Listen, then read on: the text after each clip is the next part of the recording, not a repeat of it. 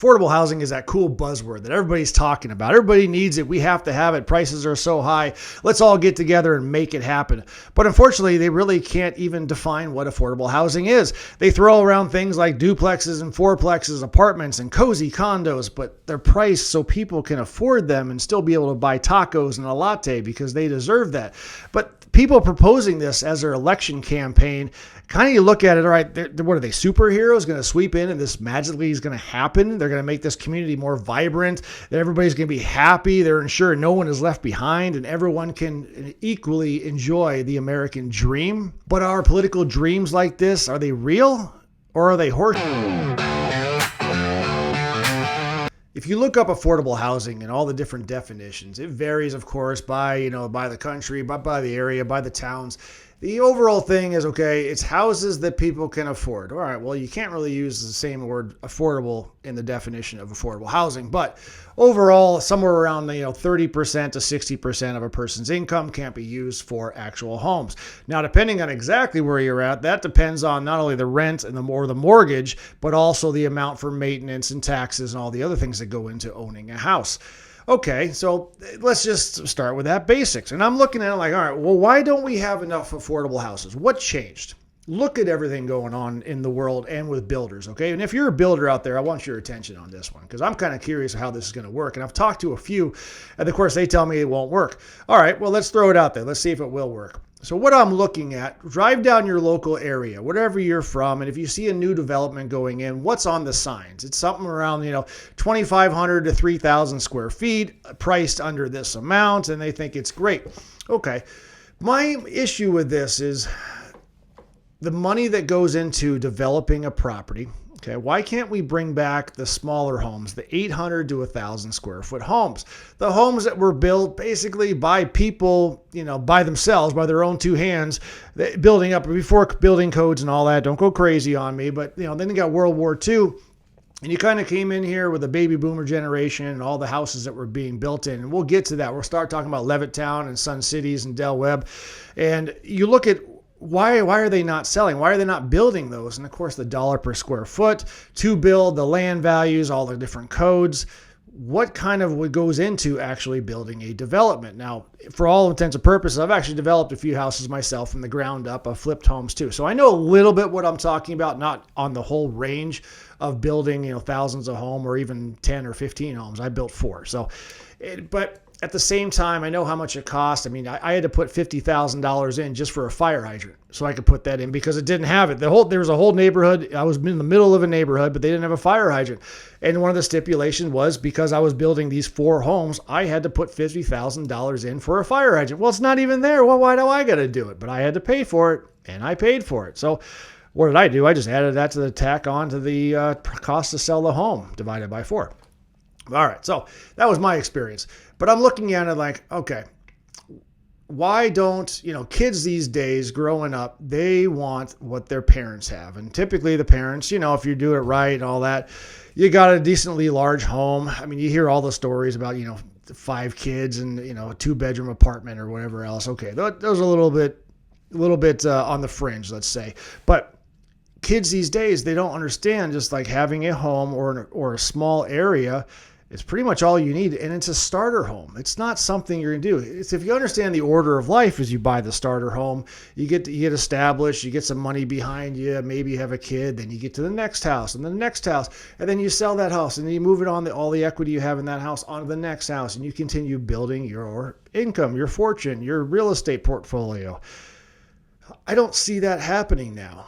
Okay, now I have 2 20 or something year olds, and they're a matter of they want to buy that one and done house where they want to be happy. And I'm like, what does that exactly mean? Why aren't you expecting to move on move areas, move communities for that matter?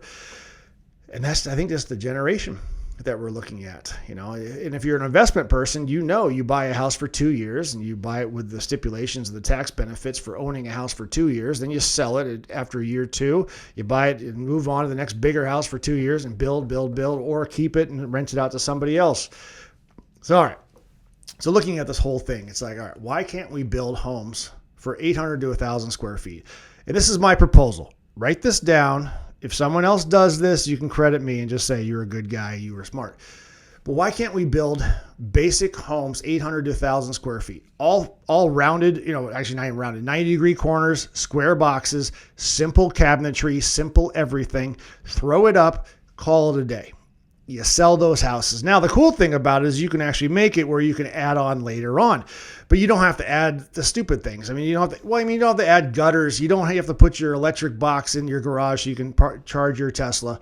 You can just basically build a simple house. The homeowner, the new homeowner, let's just say the early 20, maybe a teenager, but person can buy this house for low and then start putting their own money and their own sweat equity into this house.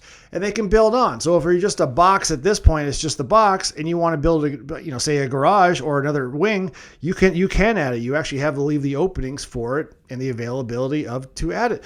But you use simple things. You want to upgrade your countertops to granite? Great, do that. Fantastic. We gave you, let's just say cardboard. We gave you cardboard countertops. Oh, well, we knew they weren't going to last, and we knew you'd have to buy them, but hey, that's the whole thing. That's the idea of using your own hands and going step by step as you go through life. I don't know. I've been shot down on this because that'll never happen because the price of land is just too valuable. And it was not cost effective for a developer to build that thing when they can sell a house for real cheap. One thing that always fascinated me was this place called Levittown, Pennsylvania. Okay, if you don't know what that is, look it up. All right.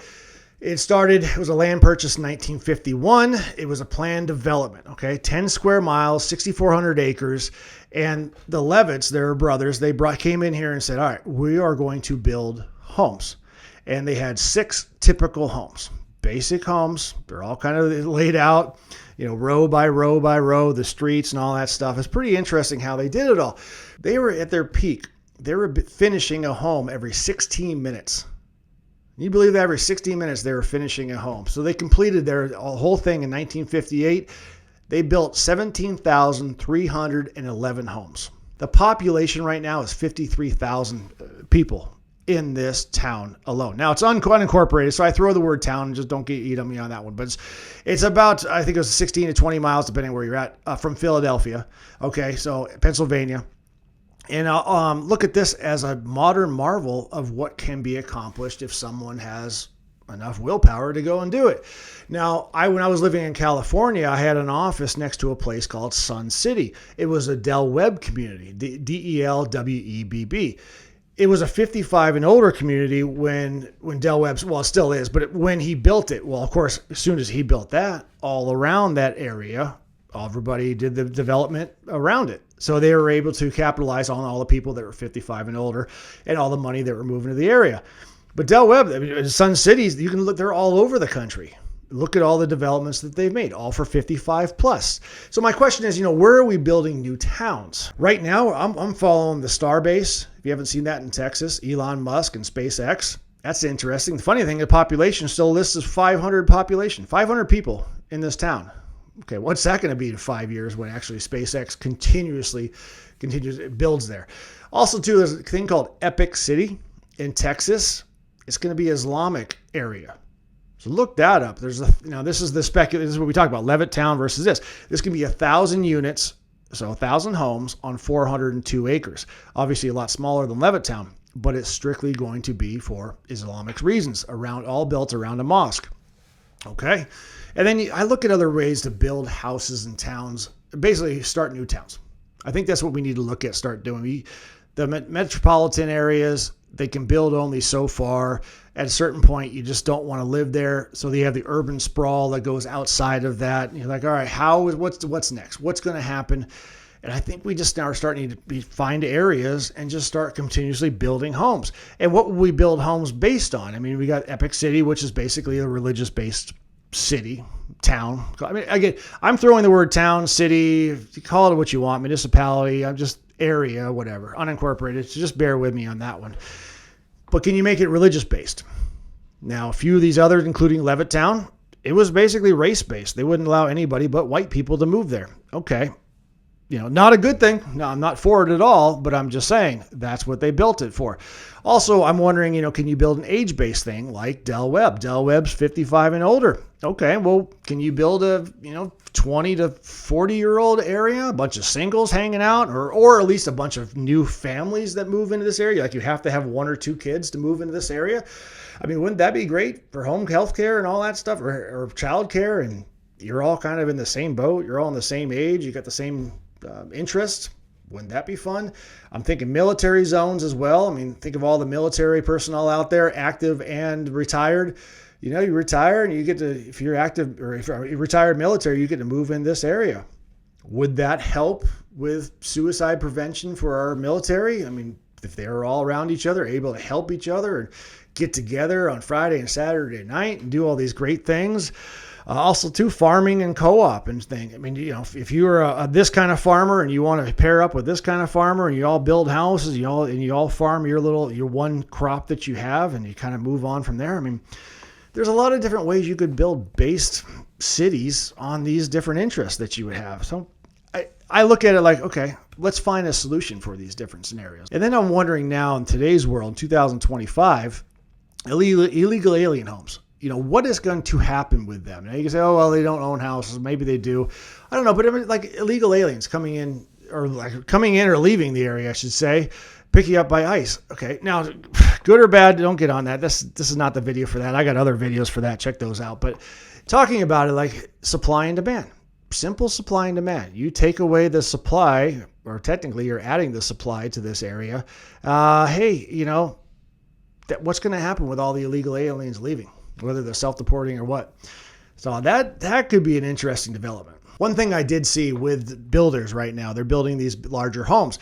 They were actually putting in the houses 2 different living quarters. Okay, so it was one house. It was not a duplex, but basically you had a mother-in-law suite on one side and, of course, the family living on the other. They shared a kitchen or they shared a common area, but they distinctly were able to go down a hallway and you lived on this side and you lived on that side, and that's how it worked.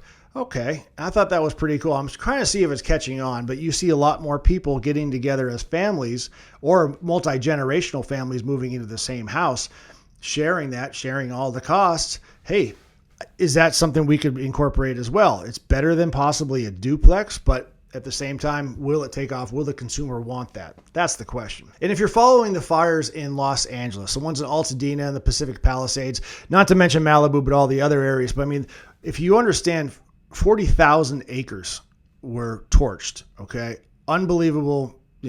Amazing what happened. And 9,400 structures were taken down for the Eaton fires. The Palisades lost 6,800 for a total of 16,200 homes that were lost. This is 22 square miles just completely gone. Okay. 36,000. It also includes the mountains around it too. But overall, it was wiped out. I'm wondering how Los Angeles and California are going to build this back. What are they going to do? And if you understand what a 15-minute city is, look that up. That's very important too. That's what not opinionated. 15-minute cities, is it a possibility for Los Angeles? Put in the comments. If you know me or if you understand my thinking, you probably knew what I was going to say on that. But again, I'm keeping this reactionary news, not necessarily opinionated. So 15-minute cities, is that a possibility? Could you make Los Angeles, could you force those people, those homeowners, to go into a 15-minute city? Could you force the residents of Hawaii that lost all their houses from those fires to build differently going forward, as opposed to being told or being what they want to do and having the government tell them exactly what to do? So there's so many questions going on. How does interest rates as well take into the timing of this whole thing? Many experts predicting the whens and hows. If you're old enough to remember the 2006 and 2007 and how great it was, and then of course 2008, 2009, I can remember that. I'm holding my breath as far as, okay, is this the time to go in? Wait. Nope, let's go now. There's a lot of tension going on. So put in the comments, will my ideas work? Will that simple house that's small, and is it affordable? Can builders actually develop that? Can they build outside in the suburbs of major metropolitan areas, but still call it its own town, its own little community identity area? What is next for housing? What is next? And if you can define affordable housing in a cohesive fashion, that would be fantastic as well. So looking at politicians, We need plans. We don't need the idea of we need affordable housing. We all have that idea we need affordable housing. We know we need it. But what is concrete, physical evidence of how we can move forward to get people houses and what's happening next, not only for our generation, but for the next generation? Find that out. Put that on the headline, because this is the truth between lines. Between